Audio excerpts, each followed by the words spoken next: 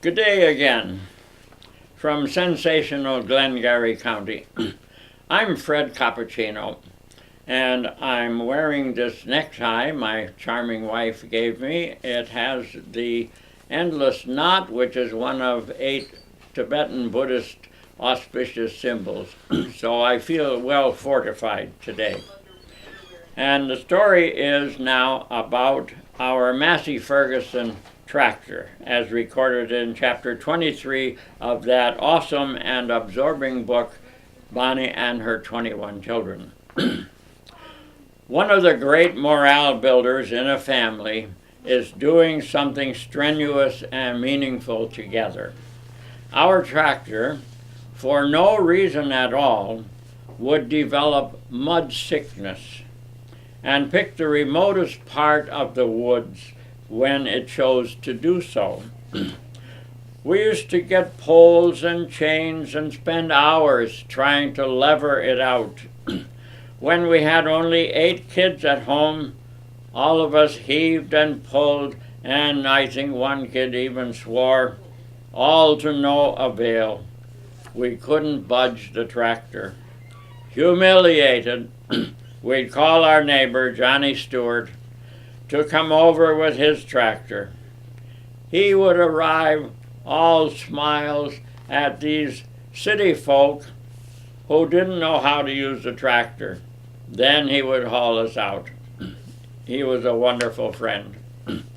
Later on, when the 8 kids at home expanded to 16 kids, we would drag a 30-foot cable out to that swampy place, hook it onto the front of the embedded tractor, and 32 hands grabbed a Holt. Kalidas sat in the tractor seat and started up the diesel engine to get the big wheels slowly moving in the mud. And at the signal, we all strained and groaned, pulling on the cable. Slowly the monster inched forward and out of the mud onto firmer ground. Up rose a simultaneous yay from 16 kids and their old man. Now 16 kids are exactly 1.27 horsepower. If you add the old man, it's 1.28 horsepower. We have to be scientific about these things. One of the nice things about being 90 years old is that you can take liberties. Although when I told Bonnie that, she said, forget it. But I do take liberties. For example, in these talks, I just throw stories together willy-nilly, and most of the stories are totally unrelated to the next story, and that's okay. I don't know if I told you the story about Mert and Bishop Quayle, who was a much-loved Methodist bishop. A century ago, a fellow named Merton had a deep-seated yearning. He had heard about God all his life, but never in all this time had he had any personal awareness. He never even once sensed the actual presence of God. He really wanted to feel this spiritual presence. Mert went to Bishop Quayle, and he said, Bishop, I would really like to have an experience of God. How can I do that? Bishop Quayle said, well, Mert, you go way, way out into the deep woods, find a quiet place, open your soul to the elements, and listen. Really listen for the still, small voice. It was raining the next day when Mert started out on his solitary pilgrimage. It was cold. He got out of his car and headed deep into the woods. The wind picked up and the rain pelted down. In the deep woods, he leaned back against a tree to open his soul. He shivered. He listened. The freezing rain, the cold ran down the back of his neck. He kept listening. He listened with all his might, but he couldn't hear the voice of God at all. He went back to Bishop Quayle and he said, "Bishop, I went out there in the deep woods like you said, and the rain was pelting down. I was shivering cold. I listened for a long time. I really listened. I could not hear the still small voice. All I could think of was, Mert, what a fool you are." Bishop Quayle sighed. "Well, Mert, what better thing could the Lord tell you?" That's the end of that story.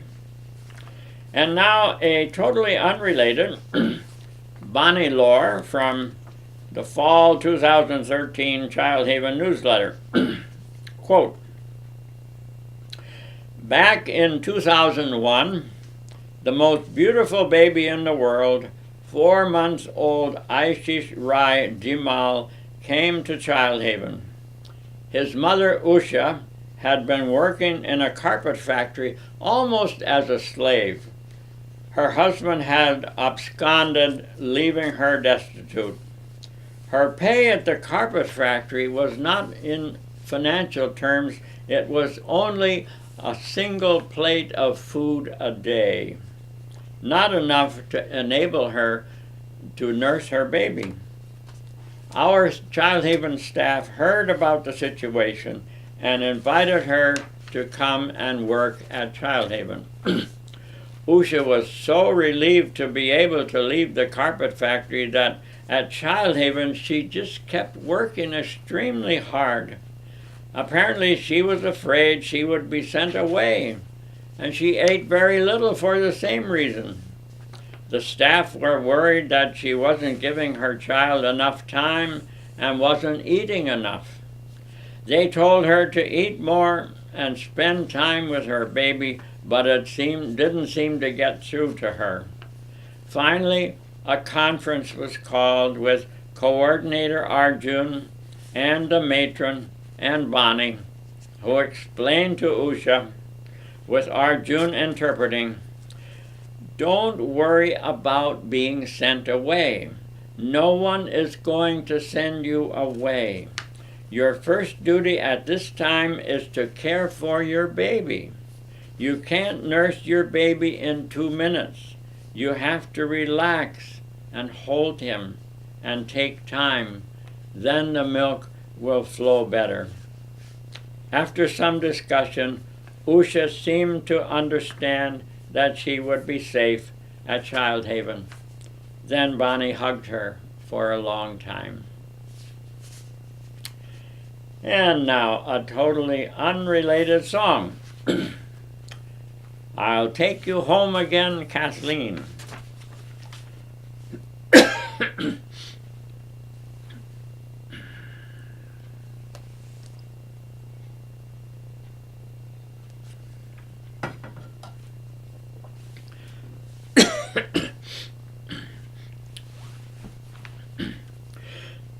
I'll take you home again, Kathleen, across the ocean wild and wide, to where your heart has ever been, since first you were my bonny bride.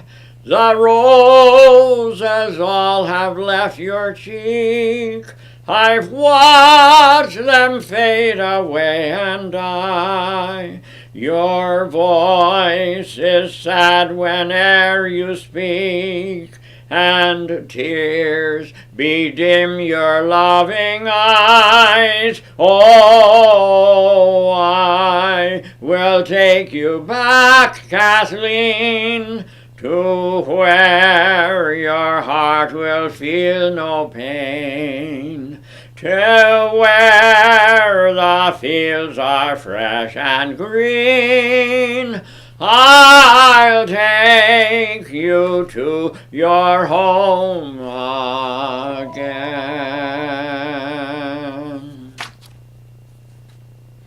See you next time.